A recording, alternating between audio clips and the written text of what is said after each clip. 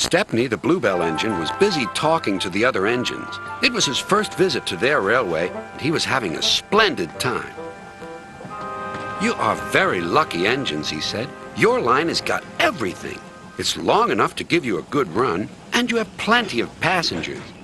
Then you have a quarry and a mine, so you need plenty of cars. Cars are fun.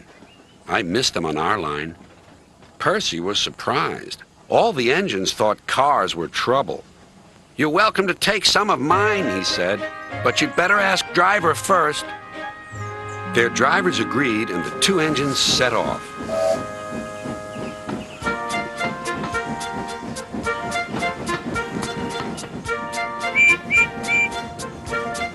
Thomas and Toby were speechless. Stepney took the cars to the harbor.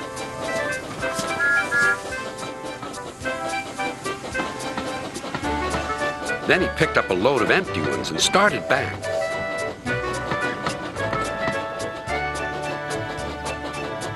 Ahead was a cricket field. The game had just begun.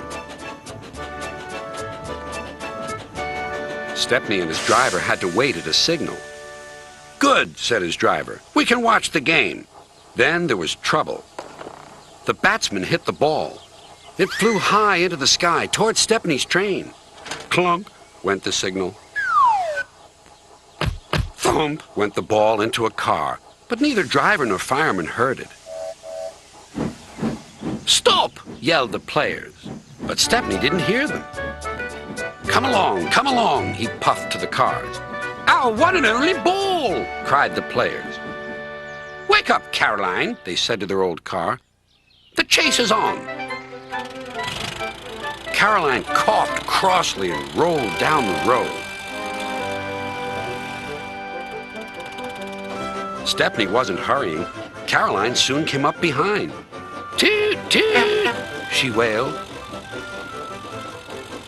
The players shouted, but Stepney was still too far away for his driver and fireman to see or hear properly. They completely misunderstood. "If those jokers want a race," said the driver, "they can have one. Faster, Stepney, faster." Poor Caroline wasn't happy at all. She rattled along at twice her usual speed. "I shouldn't be treated like this," she grumbled.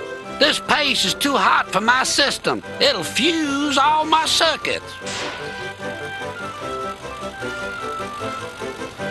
Suddenly, Stepney was nowhere to be seen. "Yahoo! That silly train has run into a hole, so we can't catch it. I can go home now."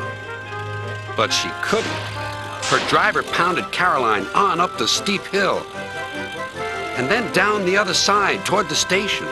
Stepney was already there when Caroline cluttered in. "We need our ball back," cried the players, and explained everything. The ball was nestled under some straw in the third car from the van. "We've found it," cried a player. "We're sorry," sighed the driver. "Oh, you couldn't help it," replied the player.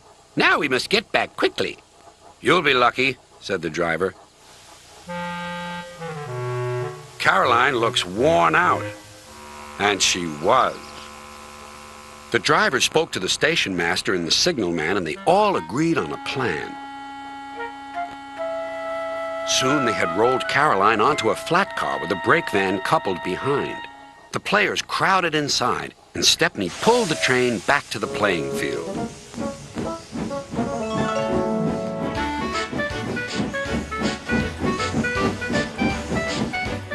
Everyone enjoyed watching the game.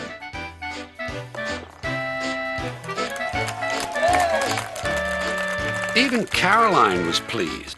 She doesn't think trains silly now. They have their uses. They can save wear and tear on a poor car's wheels.